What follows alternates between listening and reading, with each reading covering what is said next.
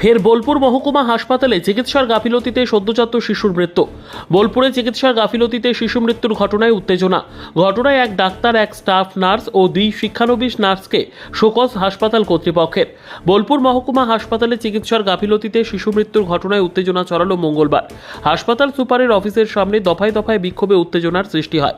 পাশাপাশি এই ঘটনায় একজন চিকিৎসক, একজন স্টাফ নার্স ও 2 শিক্ষানবিশ নার্সকে শোকজ করেছে হাসপাতাল কর্তৃপক্ষ।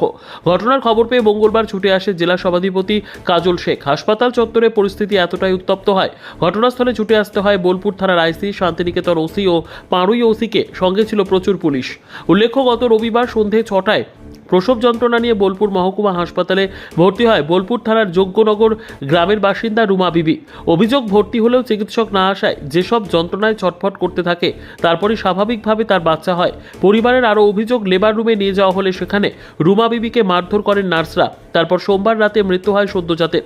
চিকিৎসক না আসা এবং তার সঙ্গে কর্তব্যরত নার্সদের গাফিলতির কারণেই সদ্যজাতের মৃত্যু হয়েছে, এই অভিযোগ তুলে হাসপাতাল চত্বরে বিক্ষোভে ফেটে পড়েন প্রসূতির পরিবারের লোকজন। মঙ্গলবার সকাল থেকে ব্যাপক উত্তেজনার সৃষ্টি হয় হাসপাতাল চত্বরে। পরিস্থিতি নিয়ন্ত্রণ করতে এলাকায় এসে পৌঁছয় শান্তিনিকেতন, বোলপুর ও পাড়ুই থানার পুলিশ বাহিনী। পরে ঘটনাস্থলে আসেন বীরভূম জেলা পরিষদের সভাধিপতি। দীর্ঘক্ষণ হাসপাতাল কর্তৃপক্ষের সঙ্গে আলোচনার পর কর্তব্যরত চিকিৎসক ও নার্সদের শোকজের সিদ্ধান্ত নেওয়া হয়। তারপর পরিস্থিতি স্বাভাবিক হয়। ও যে লিভার রুমে নিয়ে গিয়েছে, তোকে ভাষাটা কি জন্য খারাপ করছে? ওরাও তো একটা মেয়ে নাকি বলুন, তাইলে হ্যাঁ বিচ্ছিরি ভাবে ভাষা করে বলেছে। স্কেলে করে বেরিয়েছে 2টো জেঙে। হ্যাঁ, সেটা ওই পেন ওঠার সময়তেই তেকুনি মারতে লেগে গিয়েছিল। আবার যেত চিল্লাচ্ছে তে তো আরো গাল দিচ্ছে, কাঁচা কাঁচা মুখ খিস্তি হচ্ছে আর ওই মারছে। 2টো জেঙে বেরিয়েছিল।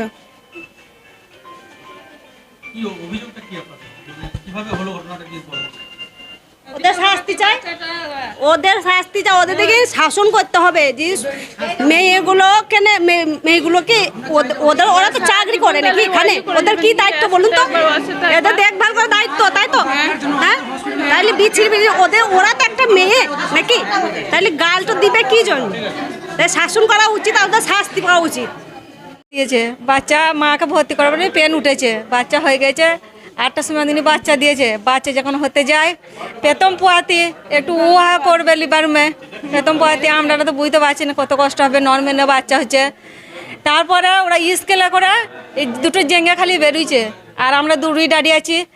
আমার মেয়ে বড় মা করে মরে গেলাম, বড় মা করে চিল্লাইছে। তখন মেয়েকে আরও বেরোইছে, তত চিল্লাইছে। আমরা ঢুকতে যেছি আর ভাষা বলছে এই স্বামীর কাছে একটা দুধ লিখে দেন। আমরা মনে করছি ওই দুধ ধরতে পারছে না, টানতে পারছে না, লিখে দিন। বলে আমরা লিখতে পারবো না, সেই ডাক্তার আসবে কালকে, ডাক্তারবাবুকে বলবেন, তাই বলছে। তারপরে আমি বলছি ছেলেটা এরকম আলাচলা করছে। তারপরে আমি আবার গেলাম, আমি বলছি তাহলে আমাদের একটা লিখে দিন। আমরা ভর্তি হয়েছি পরশু দিন, রবিবারই 6টার সময়।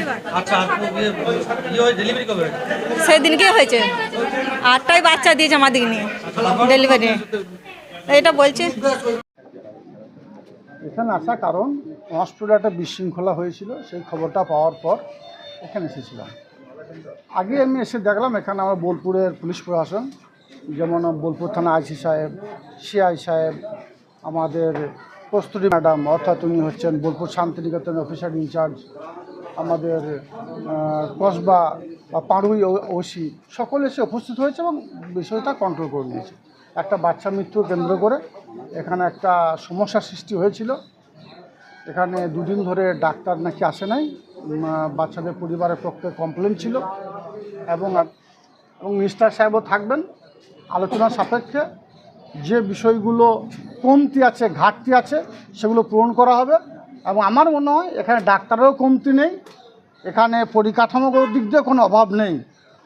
তার সত্ত্বেও রোগী মৃত্যুর কারণটা কি সেটা বসে আলাপ আলোচনার মধ্য দিয়েই আমাদেরকে বের করতে হবে। আপনাদের কি অভিযোগ এসছে যে সদ্যজাতটা মারা গেল, কি অভিযোগ এসছে? এখানে যে অভিযোগ এসছে 2 দিন নাকি ডাক্তারবাবু আসেননি। দ্বিতীয় অভিযোগ এসেছে সিস্টাররা ঠিকঠাক বিহেভ করেনি।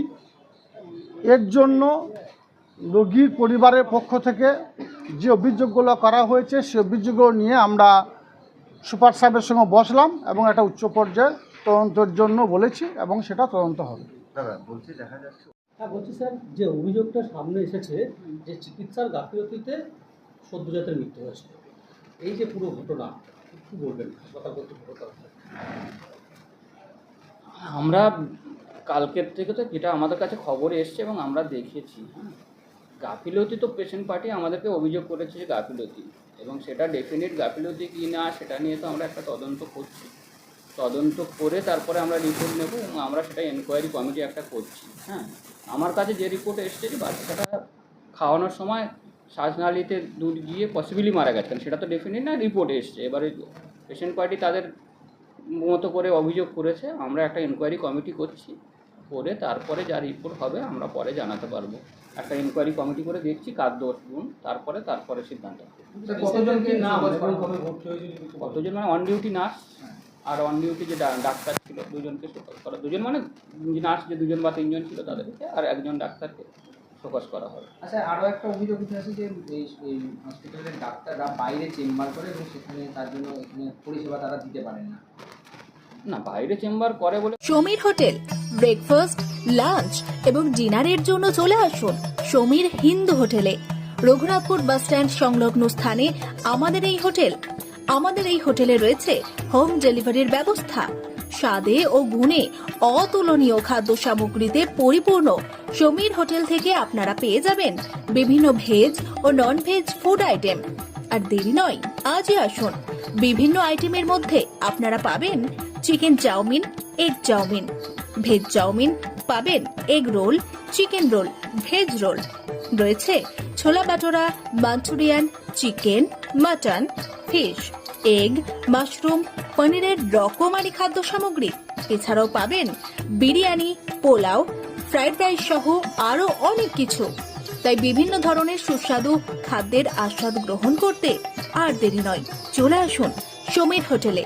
উল্লেখ্য, এখানে হোম ডেলিভারির সুবিধা আছে।